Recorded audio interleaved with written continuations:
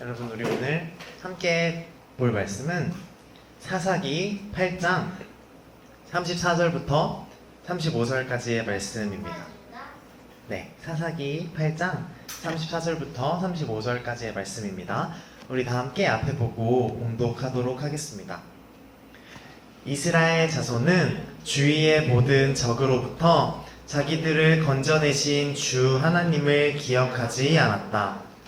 또 여룻바알이라고도 하는 기드온이 이스라엘에게 선을 베풀었지만 아무도 그 가족에게 은혜를 갚지 않았다.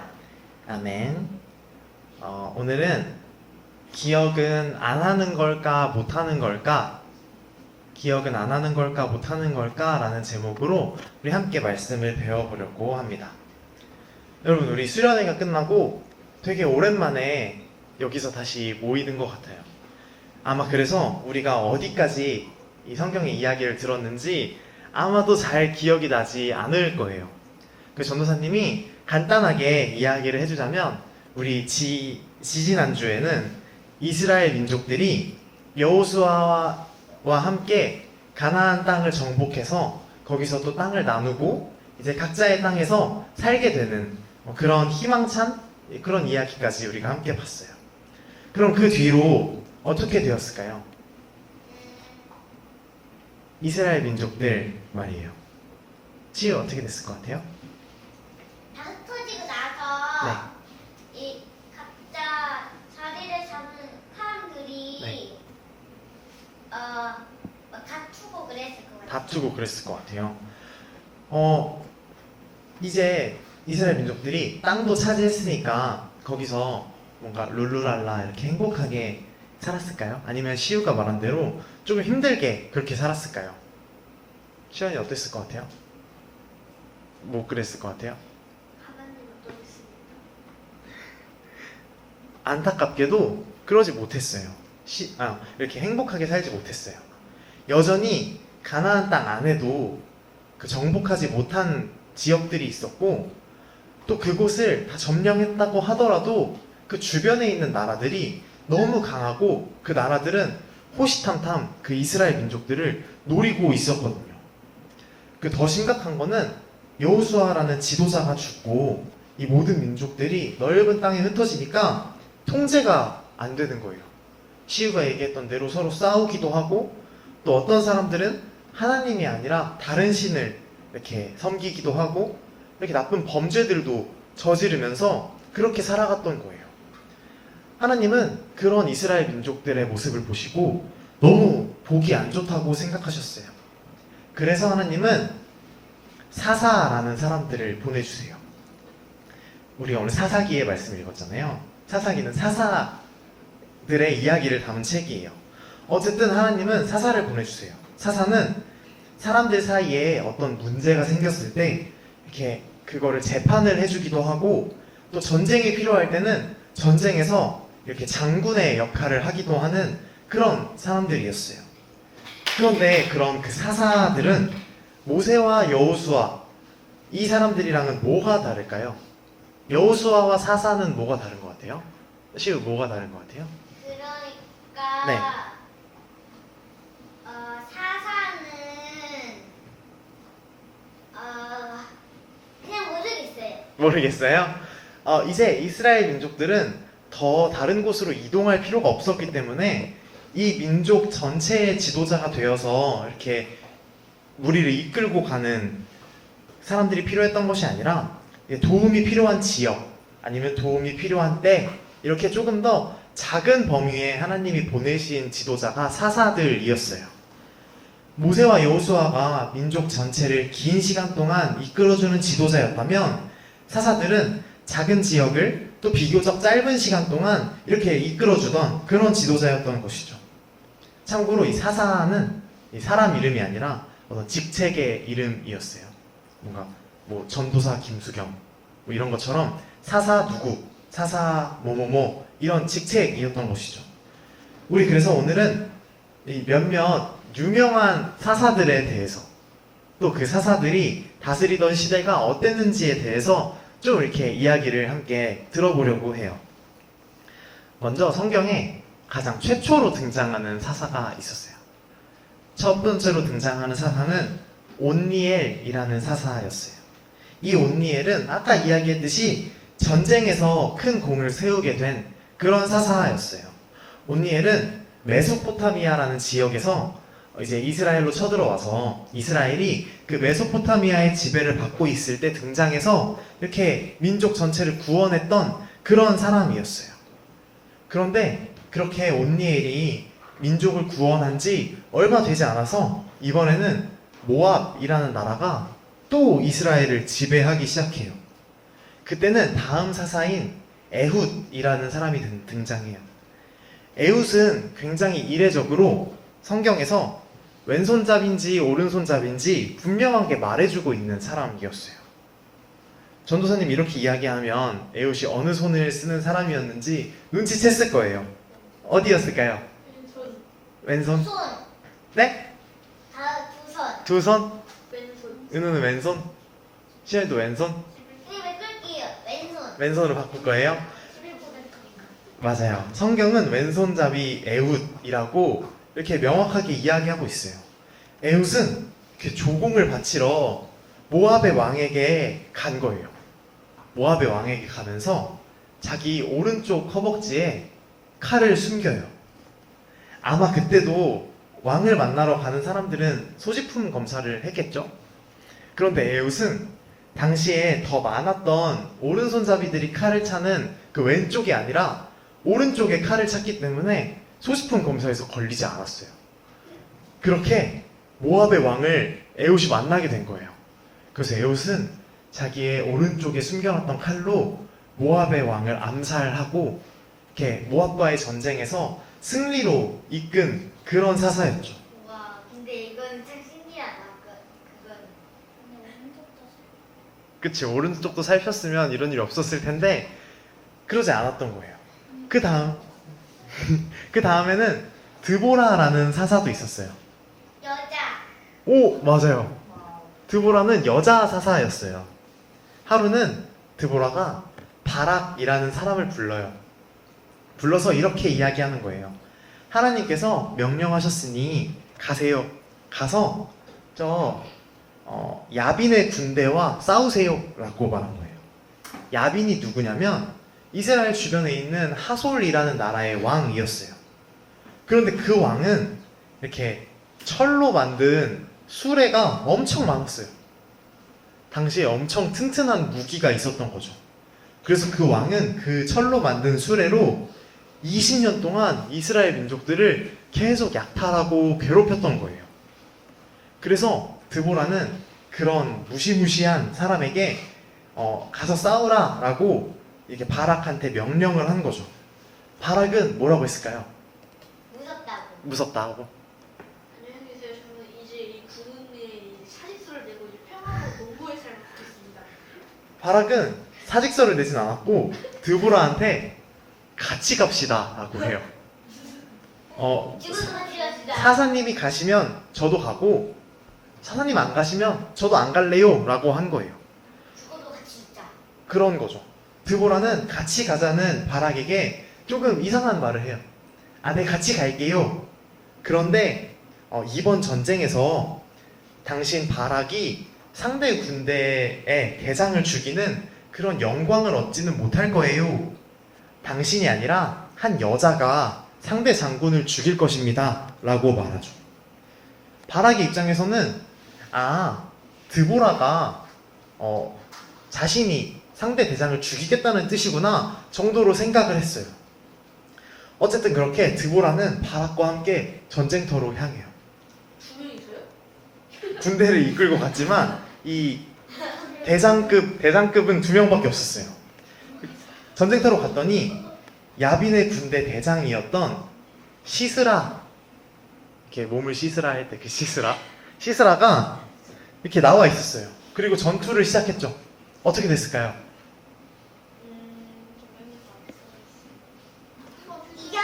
이겼어요. 이겼어요.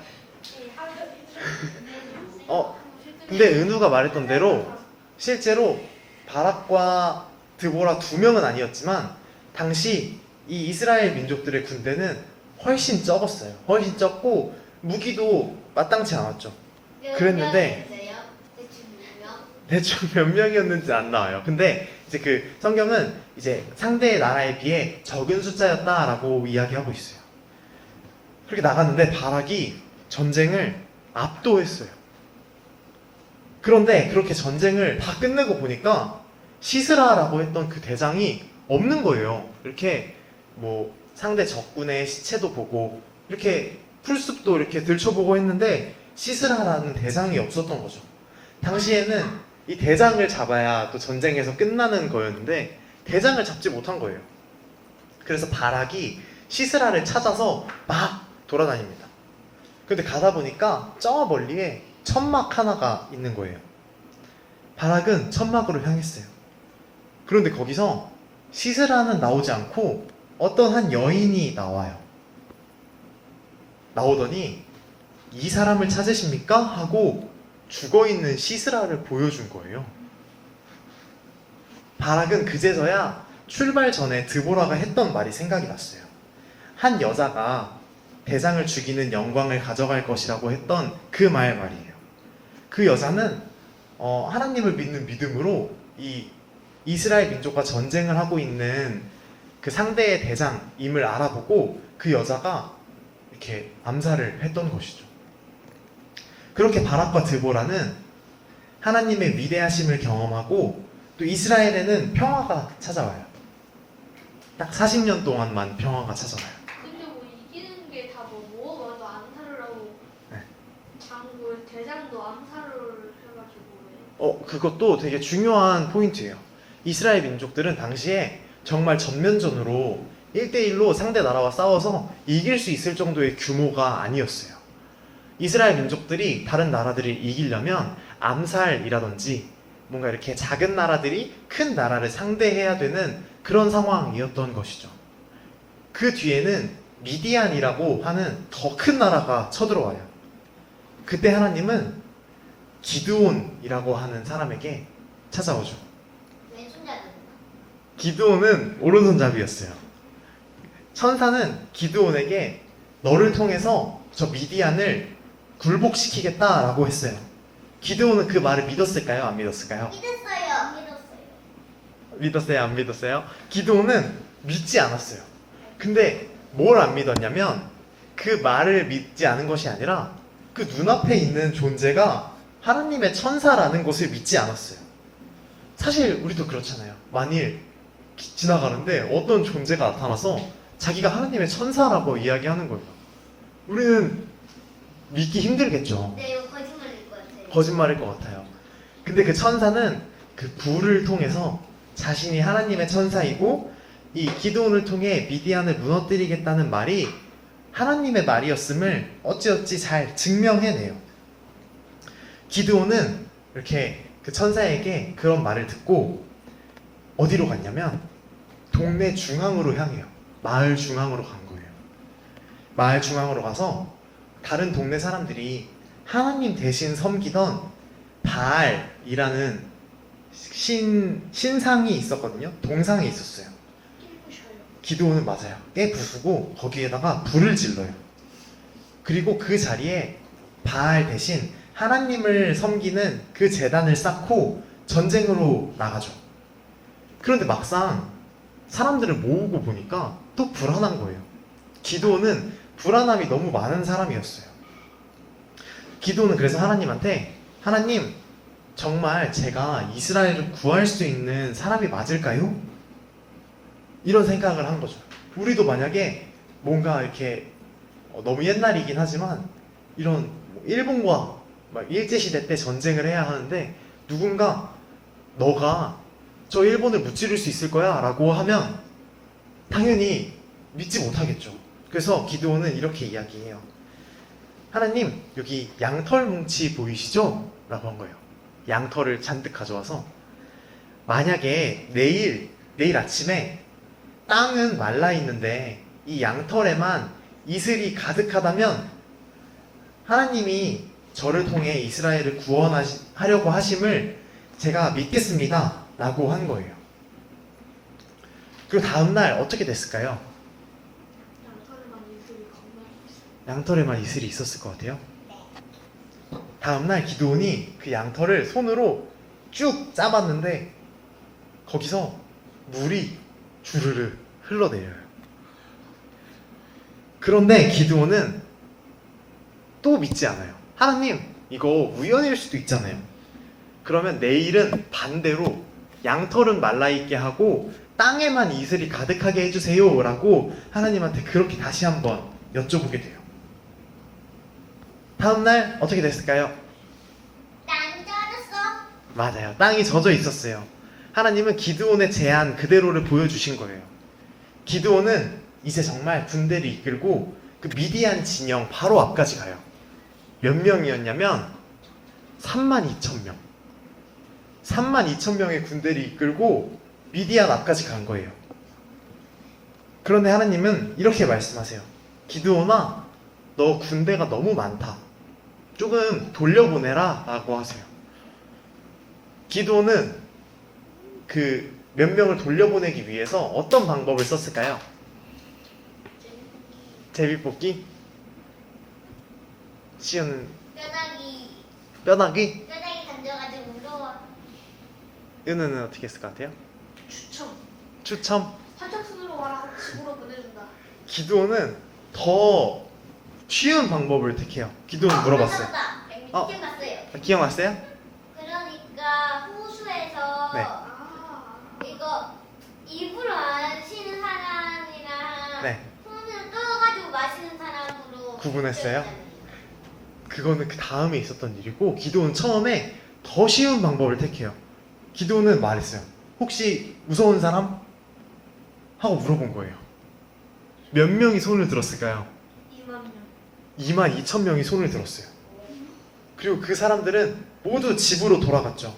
1만 명. 그럼 기드온 곁에 몇 명이 남았을까요? 2만이야. 700명. 처음에 32,000명이었어요. 그래서 기드온 곁에는 10,000명의 병사만 남아 있었던 것이죠. 하나님은 다시 말씀하세요. 아직도 너무 많다. 너희 잠깐 물가에 가서 물을 마셔라 라고 시우가 아까 이야기했던 그 이야기가 나오는 거예요. 기드온은 그렇게 해요. 호숫가로 그 10,000명의 병사들을 데리고 간 거예요. 그런데 이 10,000명의 병사들이 물을 마시는 모습이 두 가지 종류로 나뉘어요. 손으로 떠마시는 걸 물을 또. 맞아요. 어떤 사람들은 시우가 말했던 대로 손으로 물을 들어서 마셨고, 어떤 사람들은 성경 표현대로는 개처럼 엎드려서 이렇게 입을 대고 물을 마신 거예요. 어떤 사람들이 더 많았을 것 같아요? 손으로 마신 사람이 더 많았을 것 같아요? 입으로 마신 사람이 더 많았을 것 같아요? 지호는 어떤 사람들이 더 많았을 것 같아요? 비슷? 이때는 이렇게 입을 대고 마신 사람이 훨씬 많았어요. 손으로 물을 떠서 마신 사람은 300명밖에 없었어요. 기드온은 그 300명을 데리고 전쟁에 가요. 근데 기드온 여기서 또 이상한 행동을 해요. 어떻게요? 기드온은 이 안 그래도 적은 300명을 세 무리로 나눠요. 그리고 처음에는 병사들한테 칼을 주지 않아요. 한 손에는 이렇게 횃불에 항아리를 씌워서 이렇게 횃불이 든 항아리를 주고, 한 손에는 나팔을 줘요. 나 왠지 조금 기억났던 것 같아. 그리고 세 무리로 미디안 진영 세 곳을 둘러싼 거예요. 그리고 밤이 되자 기드온은 나팔을 불면서 이 횃불이 든 항아리를 깨뜨려요. 기억났다.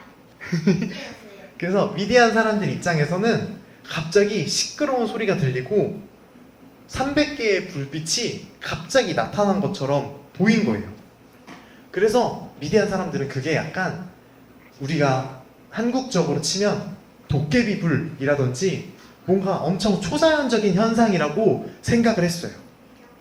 그래서 너무 당황해서 그냥 막 칼을 휘두르기 시작했고, 그 때문에 서로를 죽이기 시작한 거죠.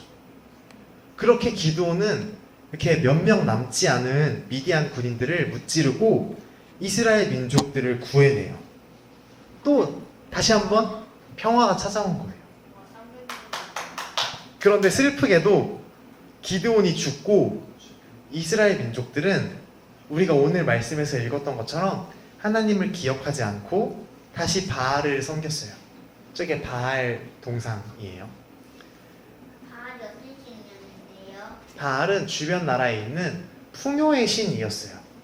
그런데 이 풍요라는 것이 어떤 식으로 섬기게 됐냐면 단순히 우리가 하나님께 예배하는 것처럼 기도를 하는 그런 게 아니라 조금 좋지 않은 방법으로 각자의 몸에 상처를 내기도 하고 뭔가 좋지 않은 방법으로 이렇게 섬기는 그런 신이었어요. 저기 뭐 황금동상이 들고 있는 거 대파예요?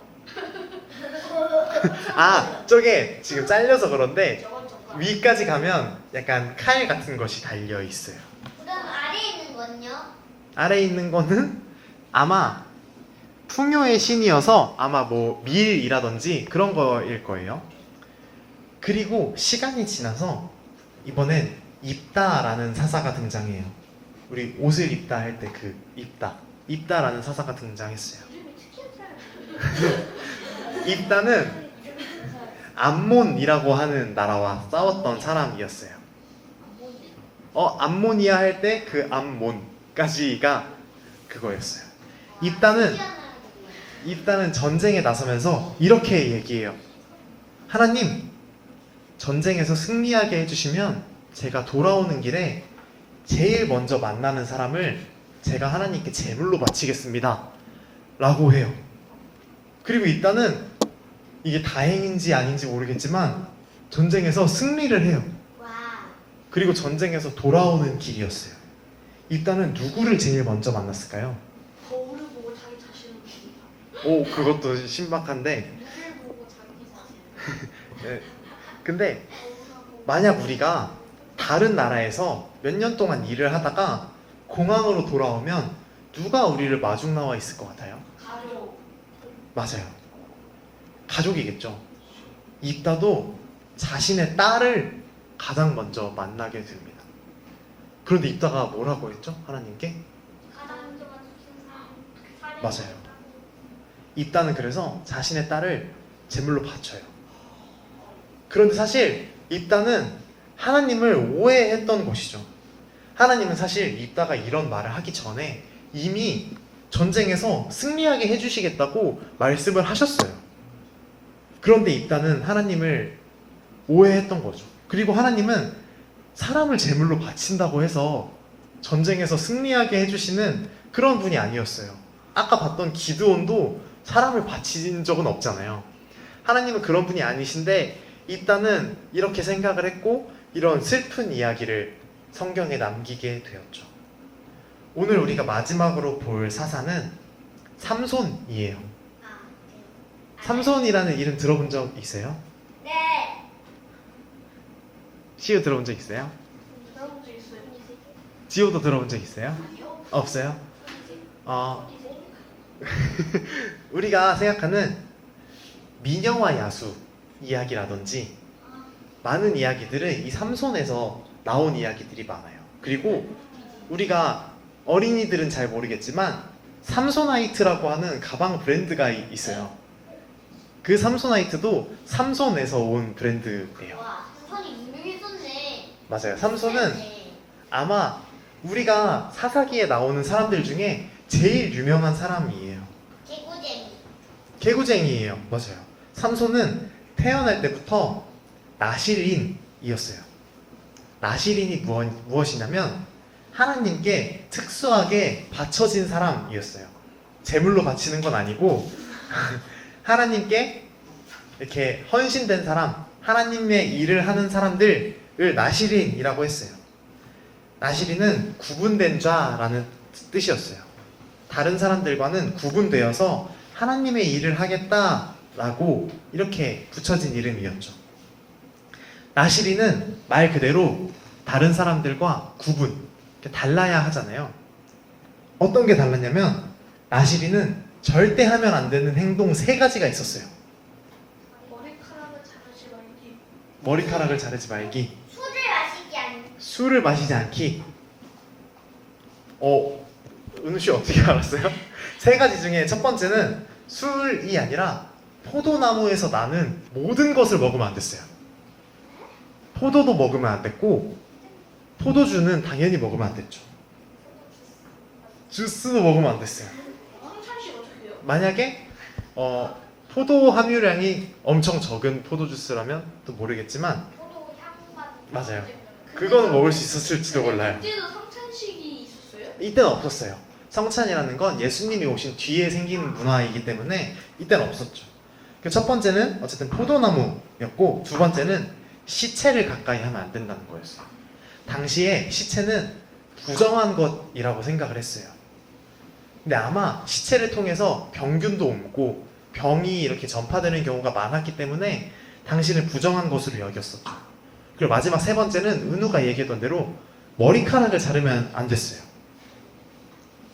삼손은 태어날 때부터 나실인이었기 때문에 평생 이 세 가지 규칙을 지켜야 했죠. 그런 삼손은 정말 신실하게 하나님을 잘 믿으면서 이 규칙들을 지키면서 잘 살았을까요? 우리 한번 볼게요. 삼손은 어릴 때 무럭무럭 자라났어요. 그리고 결혼할 때가 되자 주변에 블레셋이라고 하는 주변 나라의 여자와 사랑에 빠졌어요. 그런데 당시에는 이스라엘 민족 외의 사람과 결혼하는 것이 허용되지 않던 시기였어요. 불법. 맞아요. 왜냐하면 모든 민족들은 그 각자의 신을 섬기고 있었고 또 이렇게 서로의 결혼을 통해서 이렇게 서로 다른 신을 상대방의 신을 섬기게 될까봐 모든 나라들이 다른 나라와의 결혼은 이렇게 허락하지 않던 그런 시기였어요. 게다가 삼손은 더 하나님을 잘 섬겨야 했던 사람이었기 때문에 더 삼손의 부모는 그 결혼을 반대했죠. 그런데 결혼, 이 사랑이라는 것이 또 부모가 말린다고 또 말려지는 것이 아니에요. 그리고 또 삼손은 특히나 부모님이 반대한다고 해서 자신의 뜻을 굽히는 사람도 아니었어요. 그래서 삼손은 부모님 몰래 블레셋으로 향합니다. 가는 길에 삼손은 포도나무 말고 더 무서운 존재를 만나요. 뭐야? 삼손은 길을 가다가 사자를 만나요. 어디? 이쪽은 이제 그 아프리카 지방이었기 때문에 길에 사자가 나오는 일이 없지 않았어요. 뭐야? 근데 저런 거 사자고 왼쪽이야. 그런데 이 그림을 보면 알 수 있겠지만 삼손은 맨손으로 이 사자를 잡아요. 물론 돌도 쓰고 했겠지만 삼손은 사자를 때려잡습니다. 맨손으로요? 네? 맨손으로 때려요? 네. 그리고 얼마 뒤에 삼손이 아마 길을 잘 못 찾았던 것 같아요. 얼마 뒤에 다시 거기를 지나가는데 자기가 죽였던 그 사자의 배에 벌들이 집을 짓고 꿀을 잔뜩 만들어 둔 거예요. 이 지방의 벌들은 이런 벌들이 있었어요. 그 동물의 시체에 벌집을 짓고 사는 그런 벌들 종류가 있었어요. 이런 이유가 있었어요? 네. 삼손은 여기 있어요 지금? 지금은 없어요. 우리나라에는 없어요. 다른 나라에 있어요? 다른 나라에는 지금도 이 시체나 동물들의 이 가죽에 집을 짓고 사는 벌들이 있어요. 지금도요? 네. 사람을 진짜. 삼손은 그 꿀을 먹습니다. 벌들 쫓아내고. 네. 사자도 이겼는데 벌들짐이야 삼손한테는 아무것도 아니었을 거예요. 삼손은 근데 아까 뭐라고 했죠? 삼손은 시체를 가까이 하면 안 되는 사람이었어요. 그런데 시체에서 나온 꿀을 먹은 거예요. 이렇게 당시 좀 흔치 않았던 이 외국인 여자와 결혼하고 또 시체에서 나온 꿀을 먹고 이렇게 삼손은 뭔가 좀 특이한 사람이었어요. 어쨌든 삼손은 블레셋의 결혼식장에 도착합니다. 삼손은 결혼식에 온 손님들과 내기를 해요. 삼손이 문제를 내서 사람들이 못 맞추면 그 사람들이 삼손에게 옷 30벌을 주기로 했고 만약 맞추면 삼손이 그 사람들한테 옷 30벌을 내놓기로 한 거예요. 당시에는 옷도 되게 귀한 거였기 때문에 이 옷 30벌을 놓고 이 내기를 한 거죠. 삼손은 이런 문제를 냅니다. 잘 들어봐요. 먹는 자에게서 먹는 것이 나오고 강한 자에게서 단 것이 나왔다. 이건 무엇일까? 하고 삼손이 문제를 낸 거예요. 먹는 자에게서 먹을 것이 나오고 강한 자에게서 단 것이 나왔다. 과연 결혼식의 손님들은 이 문제를 맞췄을까요? 못 맞췄어요. 우리 이 문제의 정답은 다음 시간에 전선생님이 공개를 하겠습니다. 제발 정답. 제발요. 문제의 정답은 우리가 오늘 들었던 이 설교의 힌트가 있습니다. 기억? 사자. 네? 사자와 홀. 기억을. 그 정답을 전에 공개를 살짝 하자면 하은 선생님이 말했던 대로 사자였어요. 근데 어쨌든 우리가 이 결혼식 하객들은 이 하은 선생님처럼 이 문제를 맞출 수 있었을지 없었을지 다음 시간에 한번 이어서 들어볼게요. 우리 오늘은 되게 짧은 시간 동안 엄청 많은 사람들의 이야기를 들었어요. 그래서 좀 헷갈릴 수도 있는데 잘 생각해보면 이 모든 사사들의 이야기에는 공통점이 있어요. 사람은 바뀌었지만 공통된 이야기에 어떤 흐름이 있는 거예요. 씨 알 것 같아요? 네. 뭘 것 같아요? 그러니까 사사는 공통된 점은 네. 모두 다 하나님을 위해 일하는 것. 하나님 위해 일하는 것. 그것도 맞아요. 은우는 뭐였을 것 같아요? 언젠가는 죽습니다. 언젠간 죽습니다. 그것도 맞는 말이죠. 어쨌든 이 중요한 이야기의 흐름은 무엇이냐면 이스라엘이 하나님을 믿지 않고 하나님을 떠나고 그로 인해서 주변 나라의 침략을 받고 그때마다 하나님은 사사들을 통해서 이스라엘을 구원해 주셨다. 이게 공통된 흐름이에요. 그런데 왜 이스라엘에는 긴 평화가 찾아오지 않았을까요? 사사들이 힘을 써서 적을 물리쳤는데 왜 평화가 찾아오지 않았을까요? 씨가 알 것 같아요? 주변에 네. 강한 나라들이 있고 네. 주변 그리고 나라에 좀 하나님 안 믿고 네. 다른 걸 믿는 사람들이 믿는 사람들이 있지만 맞아요. 비슷해요. 성경은 그 원인을 이스라엘 민족들에게서 찾아요. 하나님이 아무리 이스라엘 민족들을 도와줘도 그 사람들이 하나님을 잊어버렸고 그 결과로 다른 나라들이 쳐들어왔다는 거예요. 이거는 실제로도 일리가 있는 말이에요. 이스라엘 민족들이 하나님이 아니라 주변 나라들의 신을 섬기게 됐고 그 주변 나라들은 저기 어차피 우리 신을 섬기니 우리가 가서 정복해도 상관없겠다 라고 그런 생각을 했던 거예요. 물론 하나님이 도와주셨을 사사들이 전쟁에서 승리했을 당시에는 잠깐 하나님을 따랐지만 조금만 지나면 다시 하나님을 떠나고 이스라엘 민족들은 이걸 반복했기 때문에 이렇게 많은 사사들이 등장할 수밖에 없었던 것이죠. 그럼 전도사님은 여기에서 한 가지 질문을 해볼게요. 우리 설교의 오늘 제목이기도 했는데 기억은 하지 않는 걸까요? 하지 못하는 걸까요? 그때 다릅니다. 사실 저게 제일 정답일 수도 있어요. 조금이라도 가까운 쪽을 생각해보면 뭐일 것 같아요?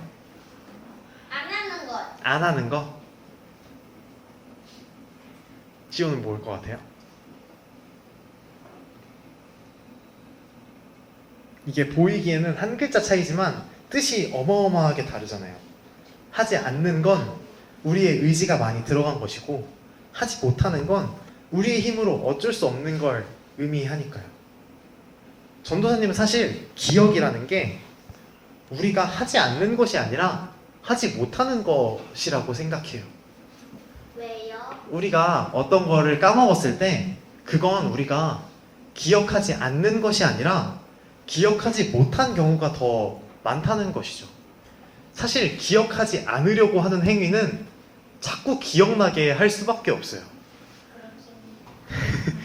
우리가 잊고 싶어서 잊는 것보다 우리는 우리도 모르는 새에 까먹게 되는 일들이 더 많다는 것이죠. 그런데 우리가 오늘 읽었던 성경은 왜 이스라엘 민족들이 기억하지 않았다라고 할까요? 그냥 살다 보니까 깜빡한 걸 수도 있고, 아까 전도사님이 이야기했듯이 일부러 기억하지 않은 것이 아니라 그냥 기억하지 못한 것일 수도 있잖아요.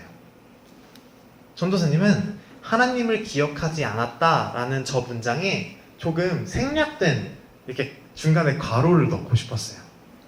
뭐였냐면, 전도사님은 저 문장을 하나님을 기억하려고 노력하지 않았다, 이렇게 표현을 하고 싶어요.